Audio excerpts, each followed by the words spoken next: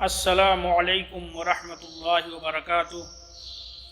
الحمدللہ والصلاة والسلام علی نبینا محمد وعلی آلہ وصحبہ اجمعین ومن تبعہم بإحسان الی یوم الدین، اما بعد۔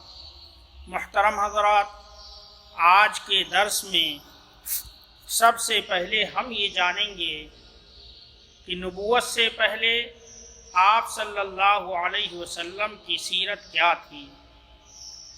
نبی کریم صلی اللہ علیہ وسلم اپنی قوم میں حسن کردار، فاضلانہ اخلاق اور کریمانہ عادات کے لحاظ سے ممتاز تھے۔ چنانچہ آپ سب سے زیادہ بامروت، سب سے زیادہ خوش اخلاق، سب سے بڑھ کر دور اندیش، سب سے زیادہ پاک نفس، سب سے زیادہ کریم، سب سے بڑھ کر پابند عہد، سب سے بڑے امانت دار تھے، حتیٰ کہ آپ کی قوم نے آپ کا نام ہی صادق اور امین رکھ دیا تھا۔ نبوت سے پہلے آپ صلی اللہ علیہ وسلم نے شراب کو کبھی منہ نہ لگایا، آستھانوں کا ذبیحہ نہ کھایا اور بتوں کے لیے منائے جانے والے تہواروں اور میلے ٹھیلوں میں کبھی شرکت نہ کی۔ آپ کو شروع ہی سے ان باطل معبودوں سے اتنی نفرت تھی کہ ان سے بڑھ کر آپ کی نظر میں کوئی چیز ناپسندیدہ نہ تھی، حتیٰ کہ لات اور عزیٰ کی قسم سننا بھی آپ کو گوارا نہ تھا۔ آپ صلی اللہ علیہ وسلم کے اخلاق فاضلہ اور خصال حمیدہ کی شہادت آپ کی چہیتی بیوی حضرت خدیجہ رضی اللہ تعالی عنہا نے ان الفاظ میں دی ہے: آپ کمزوروں کا بوجھ اٹھاتے ہیں، غریبوں اور محتاجوں کا خیال کرتے ہیں، مہمان نوازی میں کوئی کسر نہیں چھوڑتے اور مصائب حق میں مدد فرماتے ہیں۔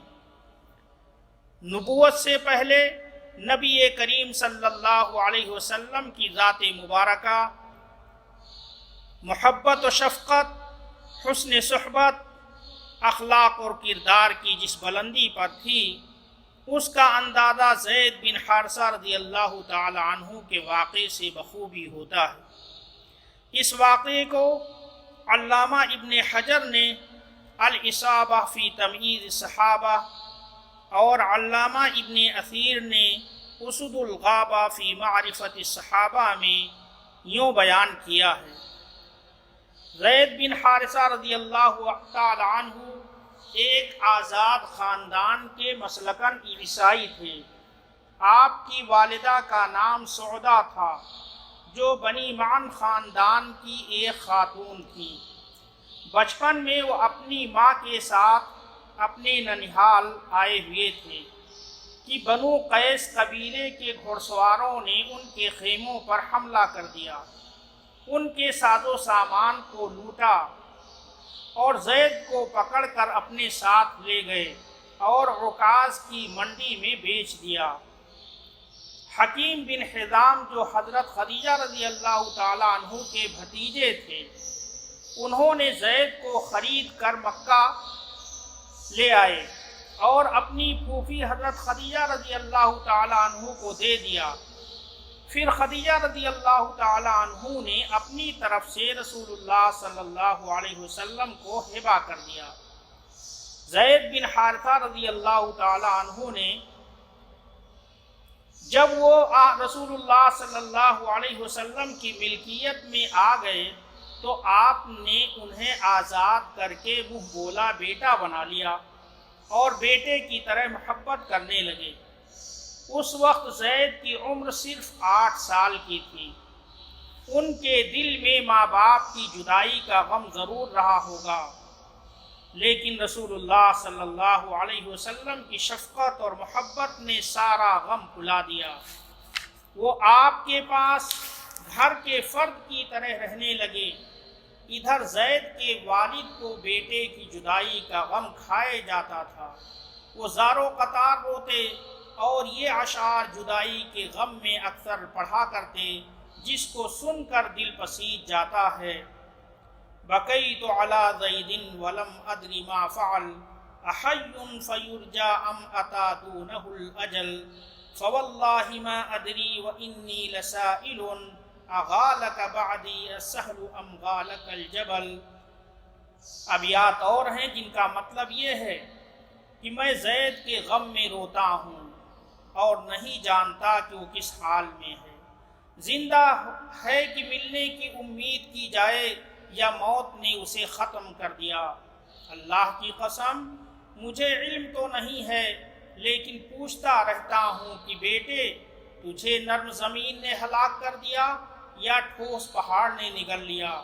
اے کاش میں جان لیتا کہ کسی وقت تیرے لوٹنے کی نوبت آئے گی تو ساری دنیا کی نعمت سے تیری آمد مجھے پیاری ہوتی۔ سورج نکلتے وقت مجھے تیری یاد آتی ہے اور ڈوبتے وقت بھی اس کا ذکر سامنے آتا ہے۔ ہوائیں چلتی ہیں تو اس کی یاد دل میں ہیجان پیدا کرتی ہیں۔ افسوس کہ میرے غم و ہراس کی مدت کتنی طویل ہوگی۔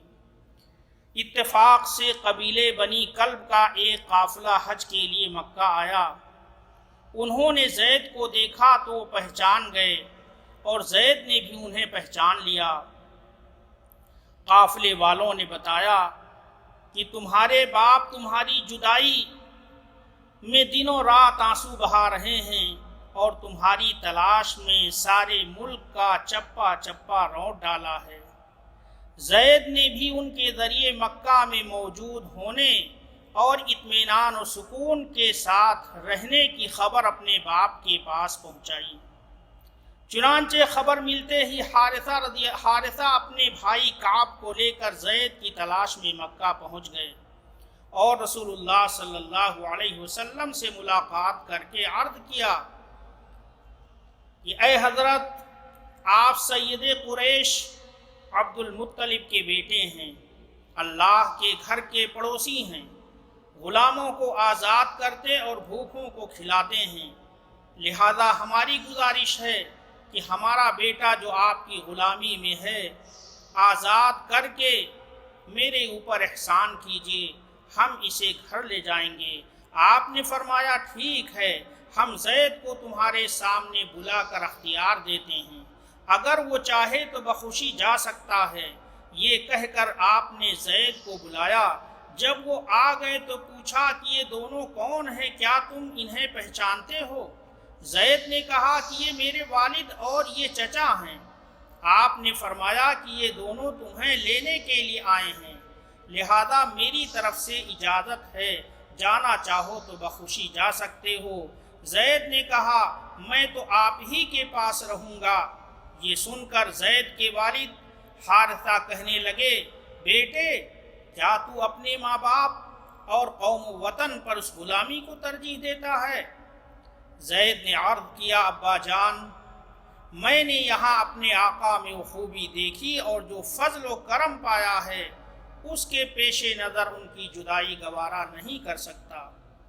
یہ حال دیکھ کر نبی کریم صلی اللہ علیہ وسلم نے زید کا ہاتھ پکڑا اور قریش کی جماعت میں لے جا کر اعلان کیا کہ تم لوگ گواہ ہو جاؤ، آج سے زید میرا بیٹا ہے، میں اس کا وارث ہوں گا اور یہ میرا وارث ہوگا۔ اس اعلان کے بعد زید رضی اللہ تعالیٰ عنہ کے والد کا دل مطمئن ہو گیا اور بخوشی و رضامندی زید کو آپ کے حوالے کر کے چلے گئے۔ اس وقت رسول اللہ صلی اللہ علیہ وسلم کی نبوت کا زمانہ نہیں تھا۔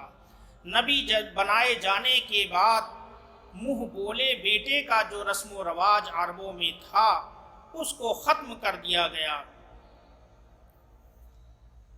نبوت اور رسالت کے چھاؤں میں رسول اللہ صلی اللہ علیہ وسلم کی عمر جب 40 برس کے قریب ہو چلی تو آپ صلی اللہ علیہ وسلم کو تنہائی محبوب ہو گئی۔ کئی روز کا کھانا لے لیتے اور مکہ کے قریب ایک پہاڑ کے غار میں جس کا نام حرا تھا چلے جاتے اور اللہ کی باتوں پر غور کرتے۔ دنیا کی گمراہی اور عرب کے لوگوں کی یہ بری حالت دیکھ کر آپ کا دل دکھتا تھا۔ آپ اس غار میں دن رات اللہ کی عبادت اور سوچ میں پڑے رہتے۔ پھر جب آپ صلی اللہ علیہ وسلم کی عمر 40 برس کی ہو گئی اور یہی سن کمال ہے اور کہا جاتا ہے کہ یہی پیغمبروں کی بعثت کی عمر ہے، تو زندگی کے افق کے پار سے آثار نبوت چمکنا اور جگمگانا شروع ہو گئے۔ یہ آثار خواب کا تھا۔ آپ جو بھی خواب دیکھتے وہ روشن صبح کی طرح ظاہر ہو جاتا۔ اس حالت پر 6 ماہ کا عرصہ گزر گیا۔ اس کے بعد جب حرا میں خلوت نشینی کا 3 سال آیا تو اللہ نے چاہا کہ روئے زمین کے باشندوں پر اس کی رحمت کا فیضان ہو، چنانچہ آپ صلی اللہ علیہ وسلم کو نبوت سے مشرف کیا اور حضرت جبریل علیہ السلام قرآن مجید کی چند آیات لے کر آپ صلی اللہ علیہ وسلم کے پاس تشریف لائے، اور یہ تاریخ تھی 21 رمضان المبارک بوقت شب بروز سوموار۔ آئیے اس واقعے کی تفصیل حضرت عائشہ رضی اللہ تعالی عنہا کی زبانی سنیں، جنہیں امام بخاری رحمہ اللہ نے نقل کیا ہے۔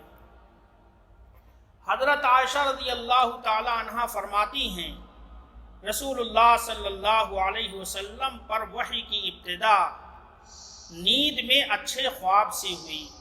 آپ صلی اللہ علیہ وسلم جو بھی خواب دیکھتے تھے وہ صبح روشن کی طرح ظاہر ہو جاتا۔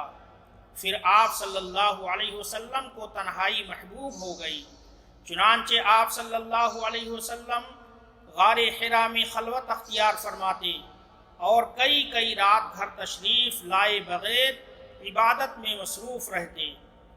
اس کے لیے آپ صلی اللہ علیہ وسلم توشہ لے جاتے، پھر توشہ ختم ہونے پر خدیجہ رضی اللہ تعالی عنہا کے پاس واپس آ جاتے اور تقریباً اتنے ہی دنوں کے لیے پھر توشہ لے جاتے، یہاں تک کہ آپ صلی اللہ علیہ وسلم کے پاس حق آیا اور آپ غار حرا میں تھے، یعنی آپ صلی اللہ علیہ وسلم کے پاس فرشتہ آیا اور اس نے کہا پڑھو۔ آپ نے فرمایا میں پڑھا ہوا نہیں ہوں۔ آپ فرماتے ہیں کہ اس پر اس نے مجھے پکڑ کر زور سے دبایا، پھر چھوڑ کر کہا پڑھو۔ میں نے کہا میں پڑھا ہوا نہیں ہوں۔ اس نے دوبارہ پکڑ کر دبوچا، پھر چھوڑ کر کہا پڑھو۔ میں نے پھر کہا میں پڑھا ہوا نہیں ہوں۔ اس نے تیسری بار پکڑ کر دبوچا، پھر کہا اقرأ بسم ربک الذی خلق خلق الانسان من علق اقرأ وربک الاکرم، پڑھو اپنے رب کے نام سے جس نے پیدا کیا انسان کو خون کے لوتھڑے سے، پڑھو اور تمہارا رب نہایت کریم ہے۔ ان آیات کے ساتھ رسول اللہ صلی اللہ علیہ وسلم پلٹے۔ آپ صلی اللہ علیہ وسلم کا دل دھک دھک کر رہا تھا۔ خدیجہ رضی اللہ تعالی عنہا کے پاس تشریف لائے اور فرمایا مجھے چادر اڑا دو، مجھے چادر اڑا دو۔ انہوں نے آپ صلی اللہ علیہ وسلم کو چادر اڑا دی، یہاں تک کہ خوف جاتا رہا۔ اس کے بعد آپ صلی اللہ علیہ وسلم نے خدیجہ رضی اللہ تعالی عنہا کو واقعے کی اطلاع دیتے ہوئے فرمایا یہ مجھے کیا ہو گیا ہے، مجھے تو اپنی جان کا ڈر لگتا ہے۔ خدیجہ رضی اللہ تعالی عنہا نے کہا قطعاً نہیں، اللہ کی قسم آپ صلی اللہ علیہ وسلم کو اللہ رسوا نہ کرے گا۔ آپ صلہ رحمی کرتے ہیں، کمزوروں کا بوجھ اٹھاتے ہیں، غریبوں اور محتاجوں کا بندوبست کرتے ہیں، مہمان کی میزبانی کرتے ہیں اور حق کے مصائب پر مدد کرتے ہیں۔ اس کے بعد خدیجہ رضی اللہ تعالی عنہا آپ کو اپنے چچیرے بھائی ورقہ بن نوفل بن اسد بن عبد العزیٰ کے پاس لے کر گئیں۔ ورقہ دور جاہلیت میں عیسائی ہو گئے تھے اور عبرانی میں لکھنا جانتے تھے، چنانچہ عبرانی زبان میں حسب توفیق الہی انجیل لکھتے تھے۔ اس وقت بہت بوڑھے اور نابینا ہو چکے تھے۔ ان سے خدیجہ رضی اللہ تعالی عنہا نے کہا بھائی جان آپ اپنے بھتیجے کی بات سنیں۔ ورقہ نے کہا بھتیجے تم کیا دیکھتے ہو؟ رسول اللہ صلی اللہ علیہ وسلم نے جو کچھ دیکھا تھا بیان فرما دیا۔